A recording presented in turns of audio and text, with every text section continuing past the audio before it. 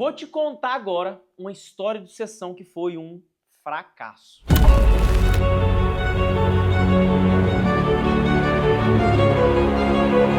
É a história da família Maksud, que teve um dos hotéis luxuosos mais poderosos de São Paulo. Foi fundada em 1979 e o patriarca, o Sr. Maksud, criou esse patrimônio, esse hotel que foi um dos mais luxuosos de São Paulo. Hospedou Michael Jackson, Frank Sinatra, Margaret Thatcher, a ministra da Inglaterra.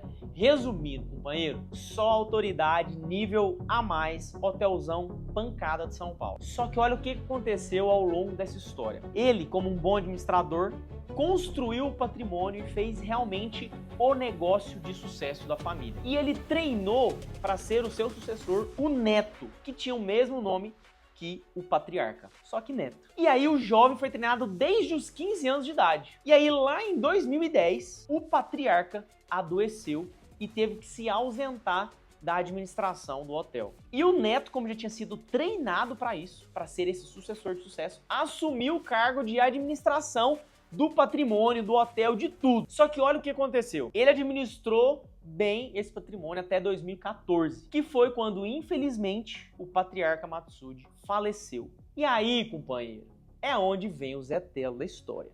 Começou a rolaiada, bagunça e o pau quebrou.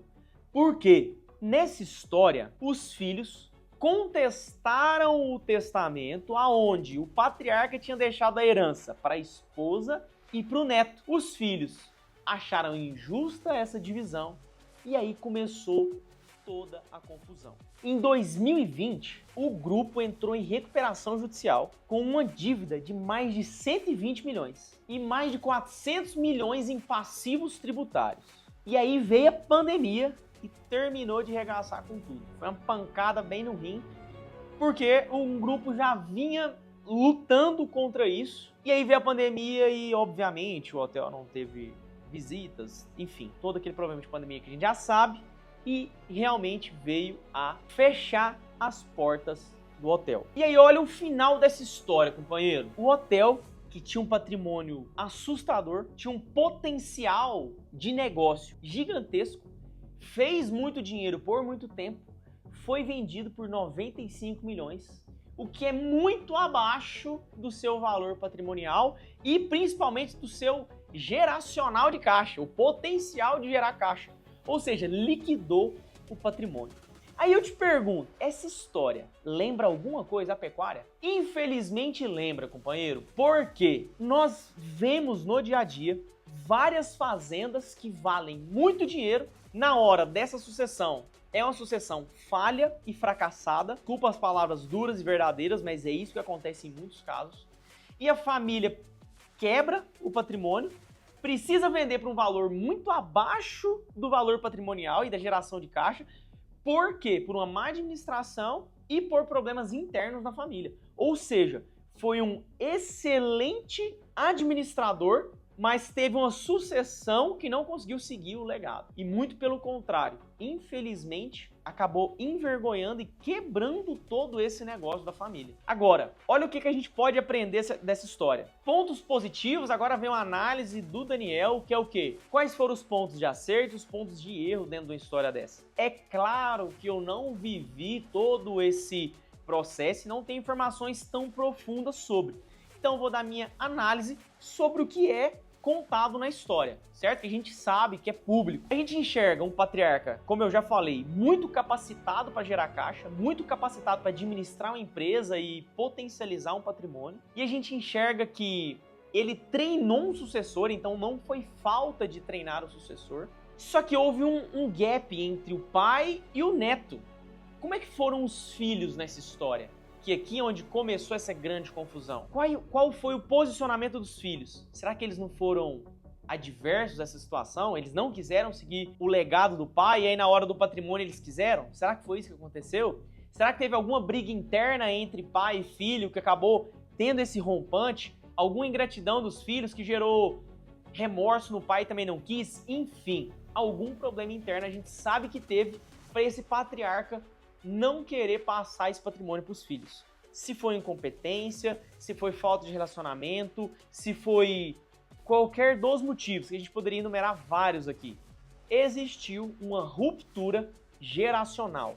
E essa ruptura foi a causa da falência.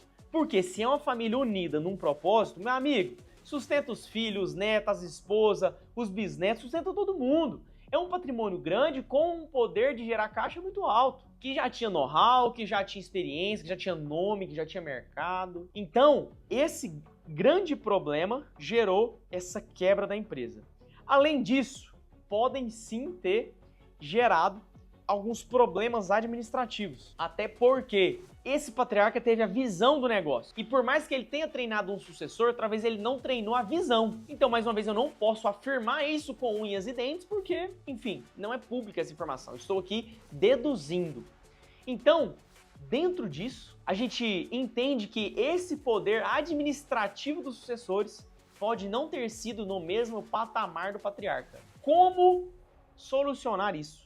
Talvez envolvendo mais pessoas que pudessem dar esse suporte e criar um conselho administrativo que conseguisse sustentar a mesma visão que levou a empresa para esse longo prazo. Dentro da pecuária, como que a gente traduz esses acertos e esses erros para dentro do nosso negócio? Primeiro ponto, se você é um patriarca, não quebre essa ponte geracional, porque isso pode sim ser um atrito dentro da sucessão. Segundo ponto importante, não só traga alguém para dentro da operação, mas treine o suficiente, não só o operacional, porque isso é gosto, isso é o cara continuar na atividade, isso é um primeiro passo para um sucessor. Mas treine a visão de negócio, traga ele para negociações grandes, traga esse sucessor para compras importantes, para vendas importantes, para qual é a visão da empresa a longo prazo. Porque se essa visão de médio, curto e longo prazo é passada para o sucessor, em uma causa de falta do patriarca, ele já deu o beabá do que vai ser para frente, meu amigo. Ele já deu os próximos passos. O que encurta muito o caminho e dificulta o sucessor de errar. A não ser que ele queira sair desse caminho e tomar as próprias decisões. Tudo certo. Então, esse processo dentro da fazenda, a gente não pode romper esse elo. A gente tem que ter também análises de sucessão patrimonial ao ponto de testamento, holding, qualquer tipo de negócio específico, e cada caso é um caso nesse segmento, para decidir a melhor forma para que não haja contestação ao ponto de ter que vender o patrimônio, liquidar, por exemplo, no nosso caso, uma fazenda, para pagar uma dívida no inventário, para pagar a dívida de um herdeiro que precisa ou quer vender esse patrimônio. Então são formas de proteger um legado que é muito maior do que o patrimônio. Então essa é a visão que a gente entende da história da família Maksud, que teve pontos positivos e pontos negativos. E agora eu quero saber de você, porque isso aqui é feito para sucessores. Deixa aqui nos comentários a sua visão sobre essa história. Beleza? E se tiver alguma história que para você é importante a gente contar, manda aqui abaixo também que nós vamos estar de olho para gravar para você. Tamo junto, companheiro. Um abraço e bora pro mundo.